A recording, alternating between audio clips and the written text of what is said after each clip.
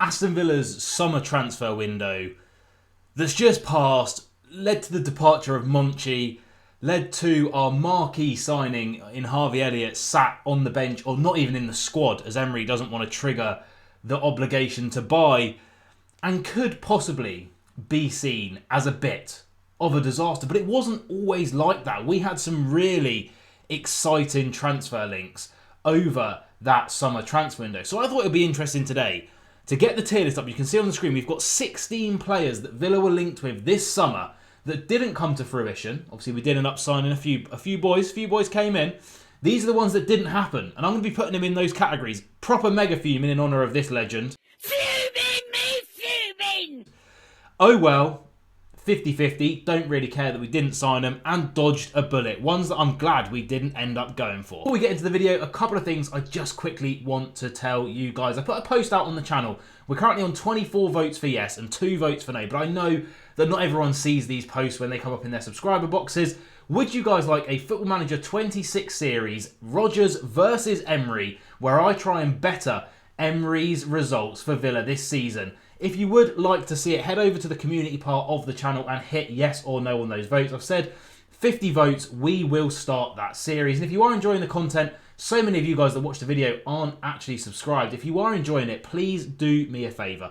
Go down, leave a like, subscribe. We are 22 subscribers, I think, as I film this video, away from 3,900. If we could get to that by the end of this video, that would be absolutely spectacular. So help a brother out, go and hit that sub button. Let's get into the video. Now, first up, we have Loic Bade. We tried to sign him a couple of seasons ago, but he said that he believed in the Sevilla project. He's a 25 now. He was about 23, I think, when we first tried to sign him, or 24-year-old centre-back. Plays for the French national team, but said no. I want to stay at Sevilla. Sevilla, I believe in the project that we are building at this club. So we went back in for him after another season of European football for Aston Villa to see whether his opinions had changed. Apparently they had not. We weren't able to get a deal over the line. So you would be correct in assuming he is still playing for Sevilla? No. Let's have a look at how he's doing. He is in fact playing for Bayer Leverkusen, currently partnering Jarell Quansah, who signed from Liverpool. They used that Wirtz money not particularly well because they started off the season with Erik ten Hag. I don't think they're doing very well in their league, but in terms of Bade, he's doing all right. 7.07 rating, as you can see there. 14 games in total for the club this season. So if I just scroll up so you guys can see it, 9 in the Bundesliga, 1 in the DFB Pokal, and 4 in the Champions League. In terms of his stats for this season, you know, not too bad. 91.1% pass accuracy is very, very good. 54% long ball accuracy, 736 touches in the opposition box.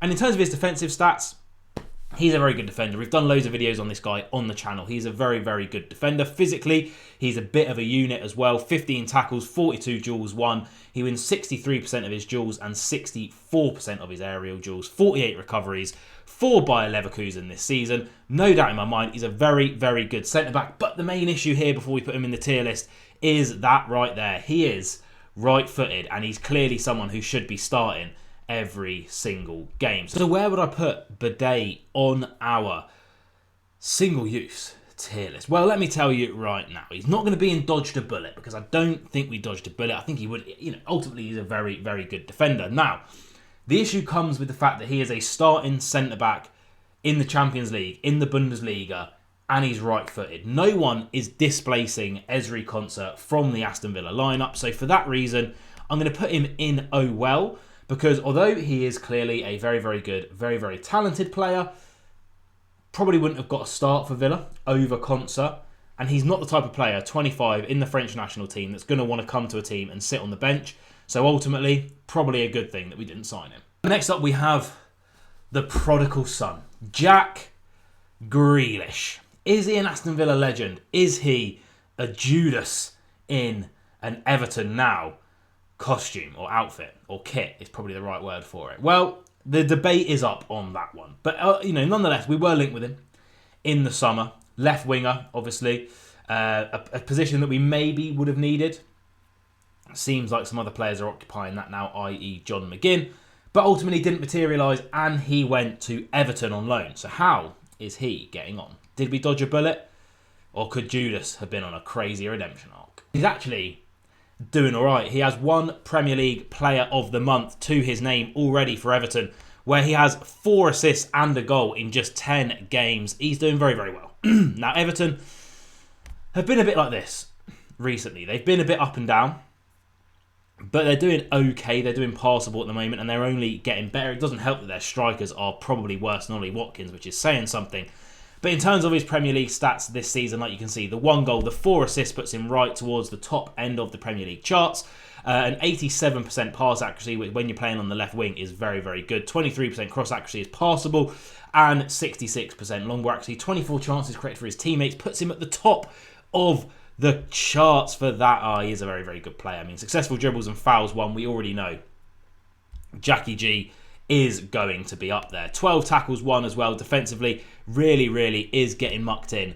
So did Villa miss out on the redemption arc of the century?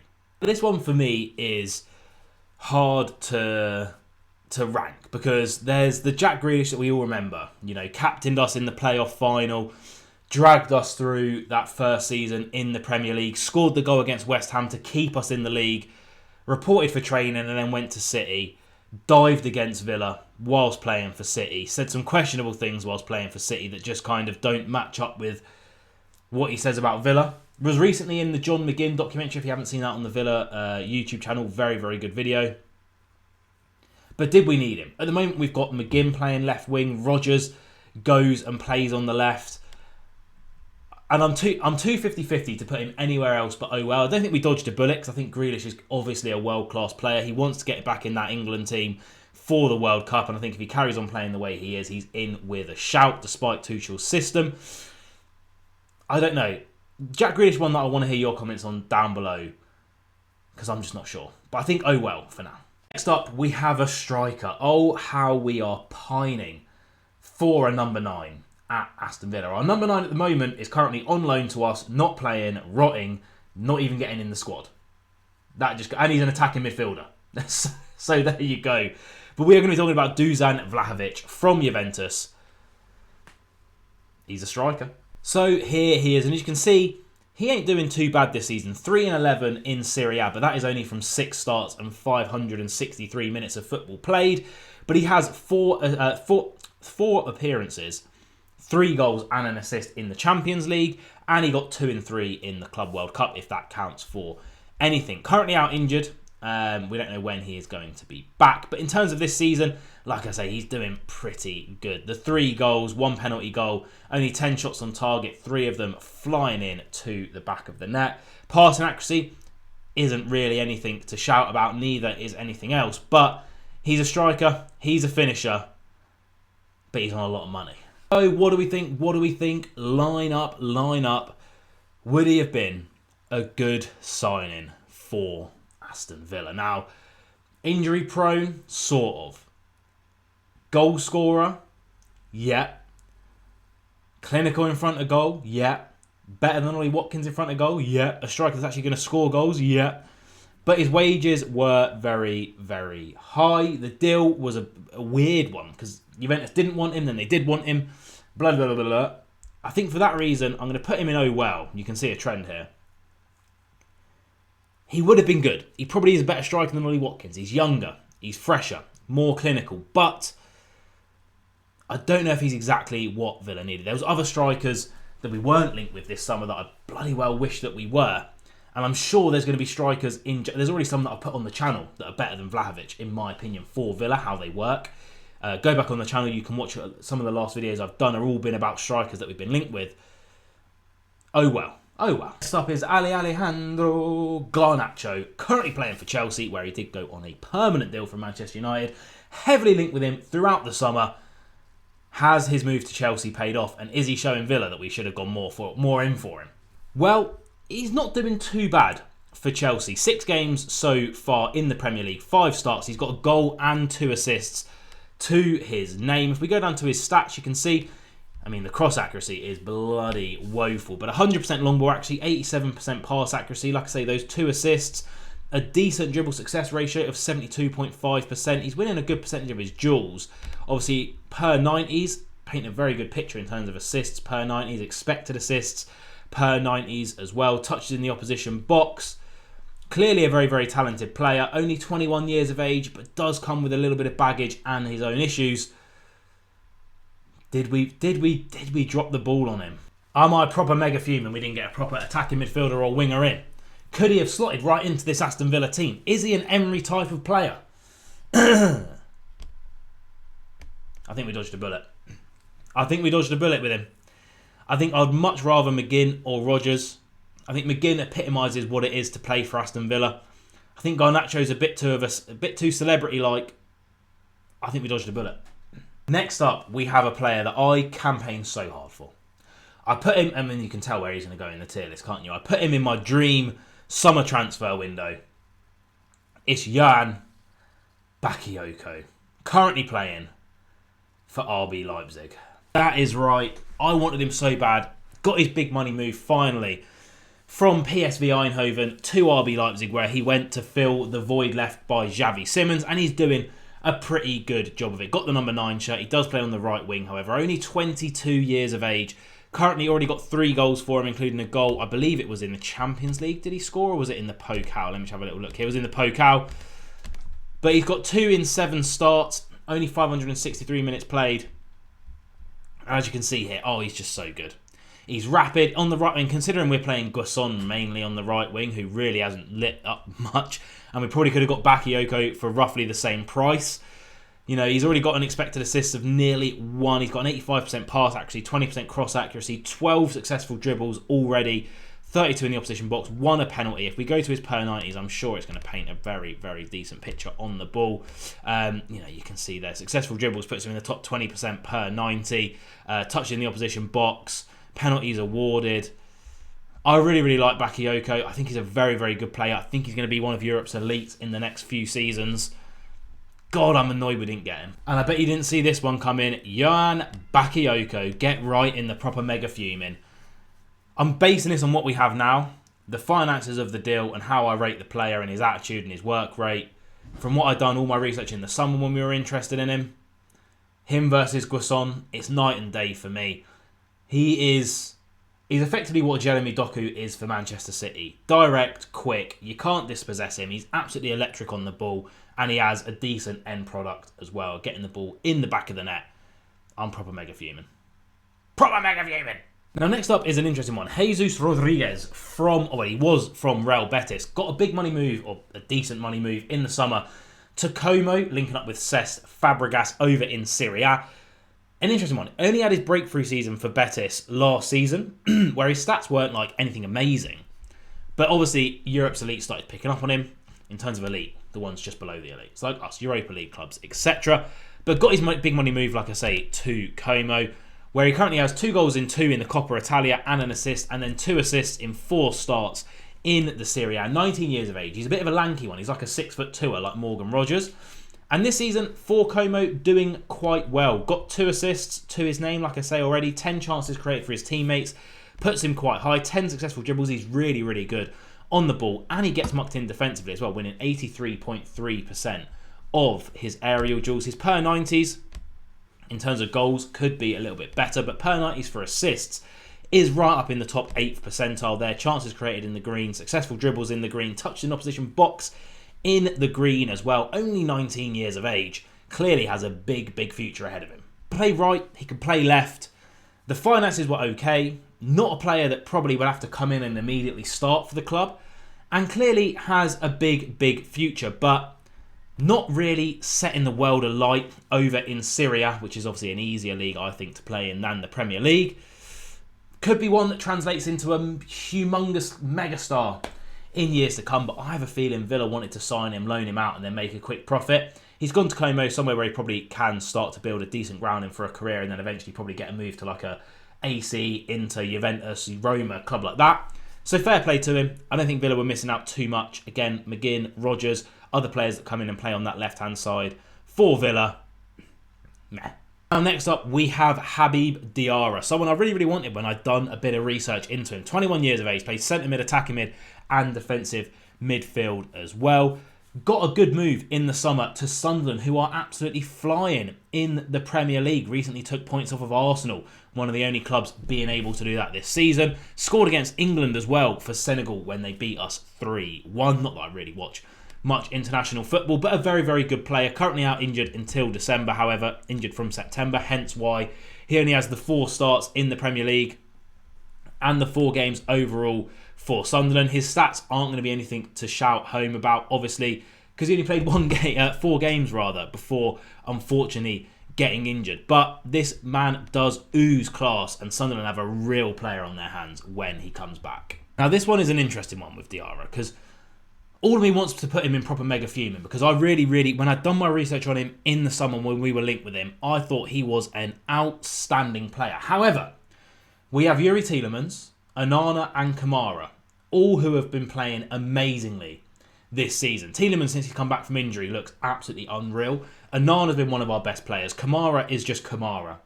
We also have Ross Barkley, who I've been really impressed with every time I've seen him on the pitch in a Villa shirt. We have Lamar Bogard, who has been outstanding. His development from last season to this season, I don't know what we were feeding him over the summer, but he looks like a completely different player. So where would a centre mid, attacking mid, defensive midfielder fit in? Considering all of our issues with PSR, I'm going to put him in Owell. He's lucky not to go and dodge the bullet purely because of how good some of our centre mids have been playing. I think he's an amazing player though. He'll do really well for Sunderland. Just not what Villa needed right now. Next up, another right-footed centre-back, so you can guess where they're going. But I think we started getting linked with all of these right-footed centre-backs when Villa looked like we might be experimenting with a back 3.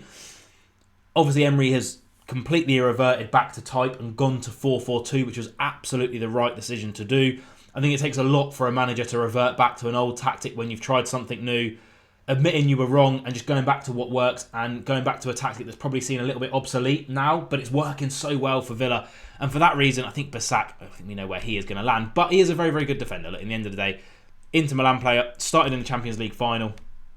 This season again, however, struggling for minutes despite playing very well whenever he does get them. Only 3 starts in Serie A, you can see there, left out of their game against Lazio, left out of the game against Napoli, left out of the game against Roma. Looks like he kind of gets left out of the bigger games in favour of other players, but does play a decent amount in the other games when he does get a chance, including some very good performances. A really good performance there and a goal against Atletico Madrid.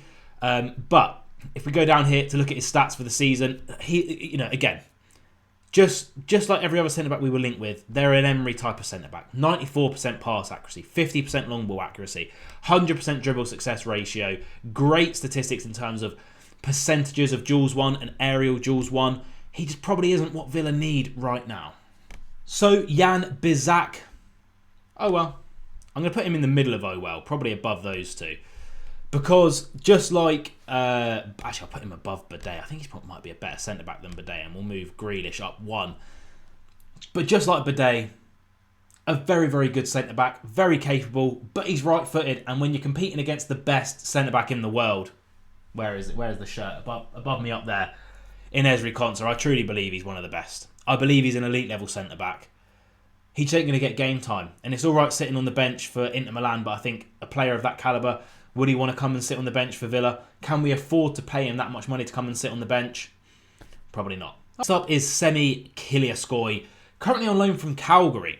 I don't know how to pronounce it. Calgary's in America. This one's in Italy.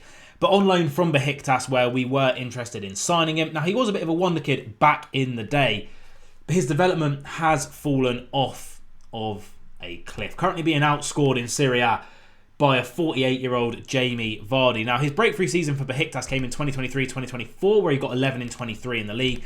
Last season for him, he got 2 goals in 32 games in the Turkish Super League. Not even able to hit the ground running, despite getting given the number 9 shirt for Cagliari, that one. Getting barely any minutes for them, 59 minutes. He's not even enough to get any statistics from him. He's really fallen off a cliff. I think this one should be fairly obvious. I think at the moment you can probably put him in the category of failed wonder kid. I hope he can turn it around, but he wouldn't have done anything for him. And next up is Jaydee Canvot. Now, this was one that we had 100% confirmation for, that Villa had been putting in offers, bidding for him, and desperately wanted him at the club. 19 years old. He can play centre-back and right-back. Had a breakthrough season for Toulouse last season in the French Ligue 1. But Palace nipped us to it, where he has currently got 2 matches, 1 start in the Premier League, and as well as a couple of games in the cup competitions, 1 in the Conference League, 2 in the EFL Cup. And he's played really, really well. If you go on Twitter and type in Jaydee Canvot, you will see that Palace fans know they have got an absolute gem in him. And if you go back and watch the video that I done on the channel, just go onto my channel and search for Jaydee Canvot, you'll see I was like, wow, this kid has something about him that is really, really good, really, really special, and definitely would be an absolute gem under Unai Emery. And that is confirmed by his stats this season, despite the limited data and limited playing time. 91.7% pass accuracy, 75% long ball accuracy, wins 50% of his duels, 50% of his aerial duels, and that's just in the Premier League. I mean, look at when you go to his per 90 stats. Absolutely crazy. The accurate long balls per game, really high up there. Expected assists for a centre-back, really high up there. Shots high up there. Tackles, look at that. 97th percentile for tackles. This kid, and I know, I've said about the Ezri Konsa issue. If we look at him in the EFL Cup as well, I've said about the Ezri Konsa issue. He wouldn't have to come in and start. Look at his... Oh my God. What a player. Jaydee Canvot, what were our scouts cooking? Understudy to Konsa. Literally the French Konsa he looks like on the ball. If you go and watch any videos on him, he looks like that. Could have been also an understudy and a backup right back to Matty Cash. Jaydee Canvot, I'm proper mega fuming. Remember the name. He'll be starting for Palace by the end of this season. And he will be a French player, probably just after the World Cup. He is going to be special. I'm really annoyed we wouldn't get him. Now, the less said about this one, perhaps the better. Dominic Calvert-Lewin, 28 years of age. Probably equally as donkeyish in front of goal, I would say. 8 shots on target, 1 goal. He's missed some... 1 goal from expected goals of 2.02. He has missed some absolute sitters this season. Can't pass the ball to save his life, apparently. Can't dribble. All right defensively. I don't need to say much about it. We were interested in him because he was a free agent. Went to Leeds United, probably about his level. And it will come as a surprise to no one that I believe we dodged a bullet massively. Right at the top of dodged a bullet for me. We have to go through watching Ollie Watkins in front of goal at the moment. Imagine if we were watching Ollie Watkins in front of goal for 60 minutes and then having to watch Calvert-Lewin in front of goal for the rest of the 30 minutes that were left in the game. I think Villa would actually lose fans. An interesting one is Igor Paixao. There was a little spell where Villa were linked with a lot of players from the Eredivisie, and this was one of them. Had an absolutely insane season for Feyenoord last season. 16 goals and 10 assists in the Eredivisie for them. 2 goals and 4 assists in 11 games in the Champions League. Now, he's a tiny, tiny man. 168 centimetres tall, but he's like rapid. You know what I mean? He's absolutely rapid. Bit of Brazilian flair on the wing. Got a decent move in the summer over to Marseille, where he's got 3 goals in 4 in the Champions League. 1 goal and 1 assist in 7 starts in League. And as you can see by his stats, he's just a typical Brazilian winger, isn't he? You know what I mean? Very, very decent all around. Very, very good on the ball. Taking players on. Beating his man. If we go to his per 90s here, I'm sure his dribbling stats, yeah. They'll be up there. They will be up there.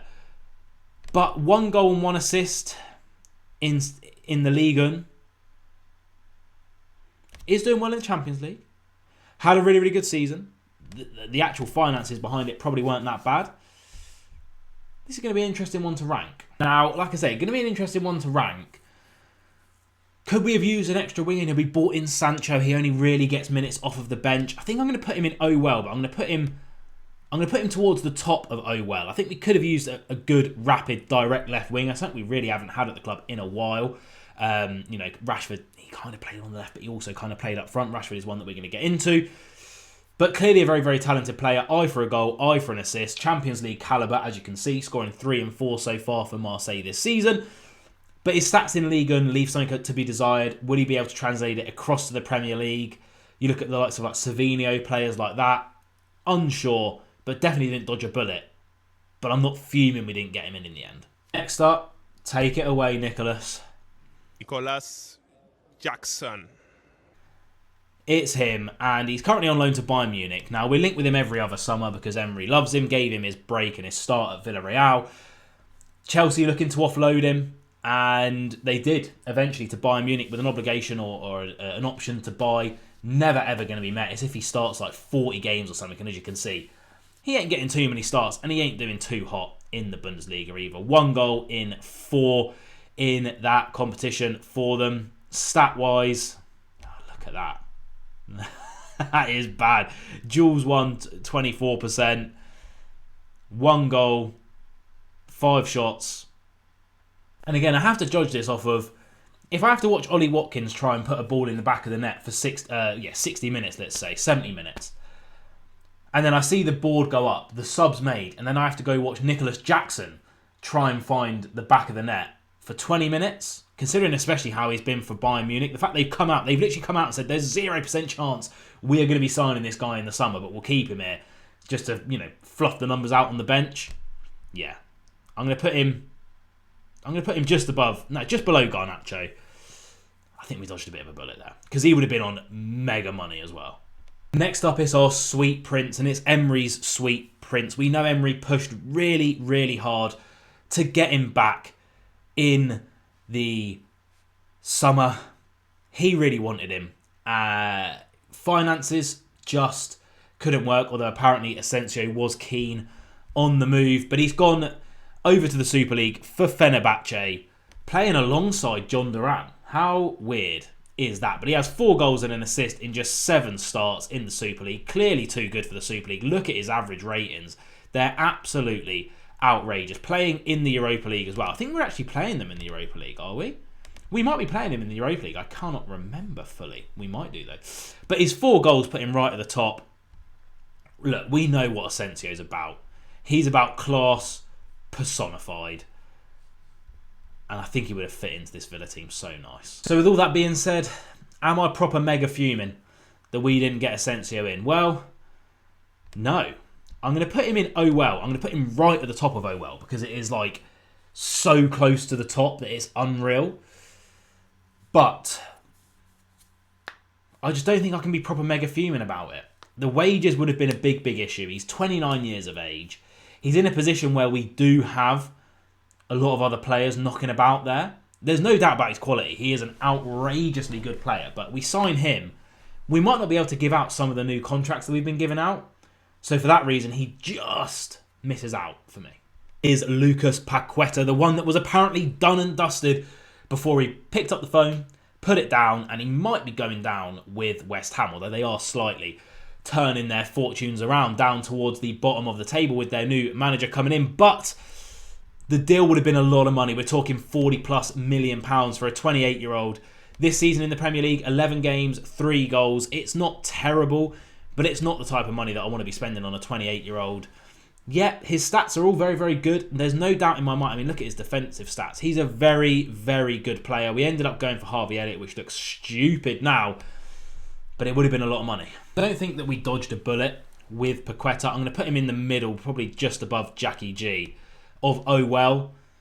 Looking back on it, he probably would have been a better signing than Harvey Elliott. But again, 28 years old, £40 million plus, a very, very high salary. And would I rather tie down the likes of Rodgers, Cash, Konsa, McGinn, Tielemans if he's going to sign one, Kamara to new contracts? Probably. And then last but not least, they say never fall in love with a lone player. I think every Aston Villa fan on the planet was guilty of that with Marcus Rashford. We had the obligation, or not the obligation, but the option to buy. Because we missed out on Champions League football on the last day of the season, we weren't able to sign Rashford permanently. I know he's 28. I know he would have been on a lot of money. I know he has it was a high obligation to buy. He still turns up to the England camp with all the Villa lads. Like, he clearly just fit into that so well. He played so well under Emery. Did get his big move. Again, another loan, however, to Barcelona, where he's absolutely smashing it, by the way. 4 goals in the Champions League in 4 games. He's got 6 assists in just 9 starts in La Liga. He's doing fantastically over there. I mean, look at the stats for this lad. Just look at them. peruse at your own pleasure, because the pleasure is high. 23 chances created for his teammates, a cross accuracy of nearly 35%, a pass accuracy of 85%, 6 assists, 2 goals, 14 successful dribbles, man. He is the one that got away. And if you couldn't tell, you clearly haven't been watching the video, but Rashford for me is right at the top. I'm actually going to switch these two around. Of proper mega fuming. If we could have just beaten United or even got a draw against United, if that Rodgers goal would have counted like it should have, Rashford could be a permanent Aston Villa player right now. And we'd be in the Champions League. And we'd be in dreamland. There you have it, 16 players that Aston Villa were linked with in this summer transfer window. That we missed out on. That's how they're doing. That's how I'm fuming or not fuming about the fact they didn't join us. What do you think? Comment down below. And I'll see you guys soon because the Premier League's back this week. Yes! Please just don't ever do an international break again.